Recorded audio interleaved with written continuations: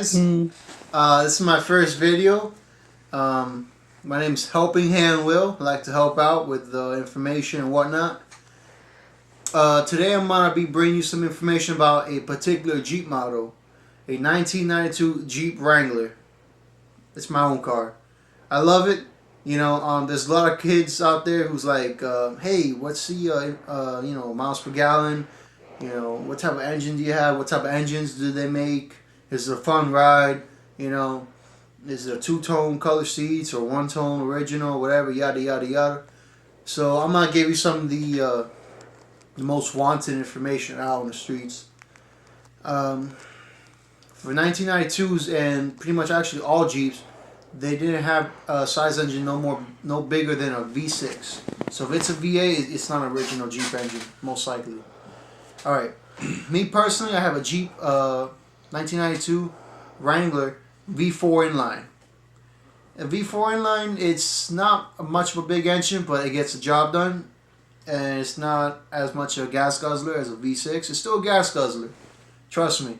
Right now, I get no more than 16 in the city and 19 on the highway, and that's stick shift.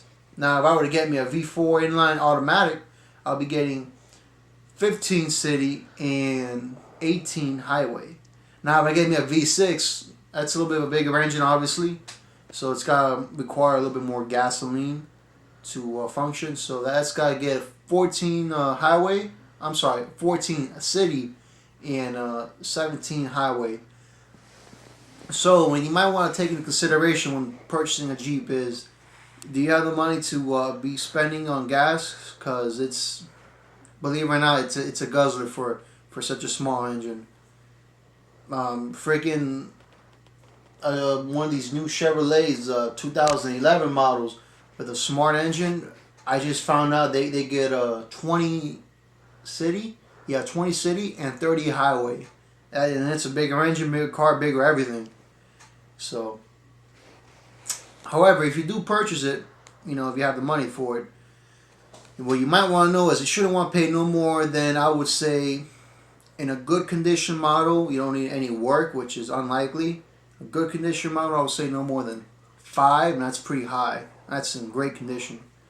Now, you know, usually these Jeeps, I got lucky with mine, but these Jeeps usually are like in a crappy condition. Like, just, it's horrible. I seen one that has a damn rust bucket and it doesn't even work or anything, and they're asking for $2,000.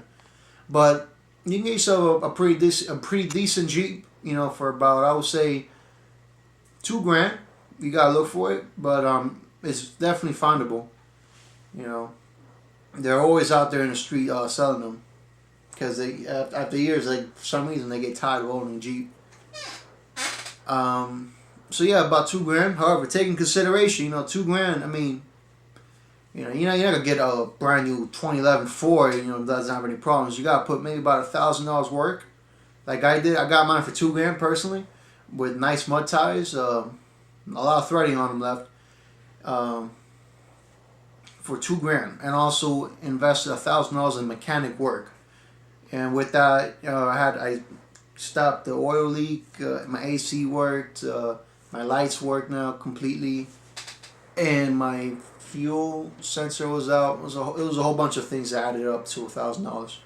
So yeah, usually also Jeeps, they usually run 31-inch tires for the most part. Now you want to go like the 40s, you know, like the big boys. Like one of my neighbors, man, he's a serious mud trucker. If you want to get like 45-inch tires, 40-inch tires, anything above 33 is like the most you should get with a V4 and a default body lift, or actually the default clearance level off the car. Excuse me. So if you want that, you might want to put in some suspensions. You have to also, this is what a lot of people don't put in mind. You want to get bigger tires. Remember, it's actually, believe it or not, it's gonna cause to eat up more gas, and you need more power out of your engine. All right. So if you're looking to like mud out and like monster truck style, you need to put in a bigger engine. If not, you gotta freaking blow out that damn engine. Trust me on that. All right. Also, if you are gonna buy a Jeep, I would say get the soft top because it's the funnest. I mean, shoot, nice Sunday morning, I just rip off the top, take off the doors, and that's it. I'm rolling. I'm out. The hard tops are better, you know, in some ways. They don't leak as much because when you do have a soft top, it does leak. It tends to leak inside. But yeah, it's a Jeep. It's meant to get wet with leather seats and all. Also, take into consideration the AC is not gonna be like these new ACs or like actually a 1990s model AC when it comes to other cars. Believe it or not, you're not gonna feel the AC too much. AC's gotta feel just like a fan, you know. So take into consideration that. And when it gets really hot, you're not gonna feel anything. The only time when you can feel the AC is when it's nighttime or in the morning because so much heat seeps into the car. The car is kind of loud, but if you're into that loudness like me, you know, I would say thumbs up, go for it, and that's all.